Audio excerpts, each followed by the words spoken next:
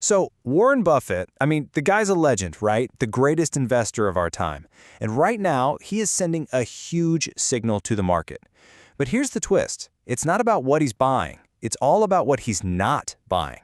Let's dig in. He is sitting on a $400 billion war chest.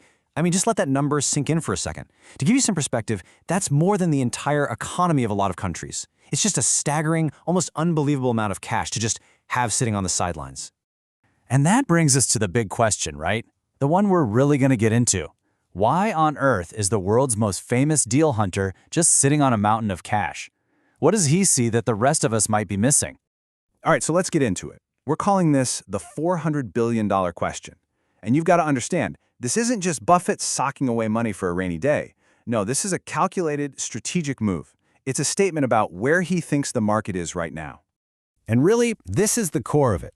For an investor like Buffett, who built his entire career on finding amazing deals, the act of not buying anything, well, that speaks volumes. It's his way of saying, hey, I've looked around and the prices I'm seeing just aren't worth the risk. The deals aren't there. So, you might be thinking, has he ever done this before? And the answer is a big yes. This isn't the first time. To really get what this huge cash pile could mean for 2026, we have to rewind and look at his playbook from the past. And you know what? His playbook is shockingly simple, but it is devastatingly effective. It's the same pattern over and over again. He builds up cash when the market gets too frothy and valuations are through the roof, and then when things get scary and bargains pop up, he goes on a shopping spree.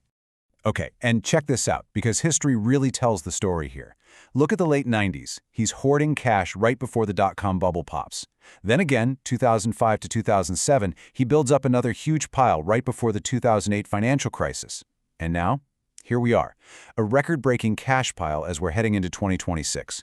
The pattern is, well, it's pretty clear, isn't it? These cash peaks seem to come right before the big opportunities. And Buffett himself said it best, when valuations detach from fundamentals, patience is a competitive advantage. See, that's the key. He's not trying to predict the exact day the market will turn. He's just being disciplined, waiting for a price that makes sense. Okay, this next part is absolutely crucial. Because when Buffett does something this big, it creates a lot of chatter. We need to separate the real signal from all the noise. So, on the one hand, you get the crazy headlines, right? The noise. Stuff like, Buffett predicts a 2026 crash. But that's not what's happening. The real signal is so much smarter. It's not a prediction. It's just a calm, rational reaction to a simple fact. Prices are really high compared to what the businesses are actually worth.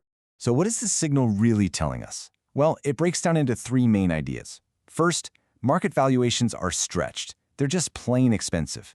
Second, you've got monetary policy working against the market. Think higher interest rates. That makes it tougher for companies to grow, and it makes boring old bonds look a lot more appealing.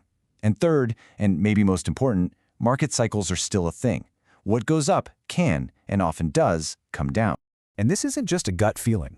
There's data to back it up.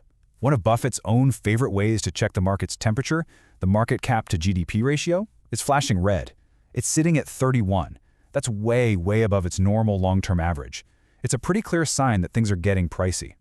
And listen, Buffett's not the only one feeling cautious. His concern isn't happening in a vacuum. You've got the Fed, the Federal Reserve, basically saying the same thing. They warn in 2025 that the fight against inflation isn't done yet. And what does that mean? It means interest rates could stay high for a lot longer than people think, and that's a huge risk that Buffett is definitely paying attention to. Okay, so we've heard the warning signal. That naturally leads to the most important question of all. What does this mean for you? What should you be doing? So let's get into our final section, your 2026 Investor Playbook. Now, let me be super clear about this. The message here is absolutely not to panic. This isn't about selling all your stocks and stuffing cash under your mattress. Not at all. It's about being smart. It's about looking at history and setting your expectations based on reality, not on splashy headlines. So if we take a page out of Buffett's book, we get a really simple three-step playbook. Step 1, stay away from the really obvious, super expensive stuff. Don't chase the hype. Step 2, focus on resilient businesses. We'll talk more about what that means in a sec. And step 3, keep some dry powder. In other words, have some cash on hand so you're ready to act when a real opportunity comes along. So what exactly is a resilient business? Well, think of companies that have steady, reliable cash flow, month after month. They have a strong balance sheet, not a lot of debt. These aren't the speculative, high-flying story stocks that need low interest rates to survive. We're talking about solid, durable companies that are built for the long haul. And this might be the single most important takeaway. I know it's tough. It's hard to sit on the sidelines when it feels like the party's still raging. But here's the deal. Missing out on the last little bit of a rally is a small price to pay for being ready, cash in hand, when a truly great opportunity comes knocking. So that leaves us with one final thought.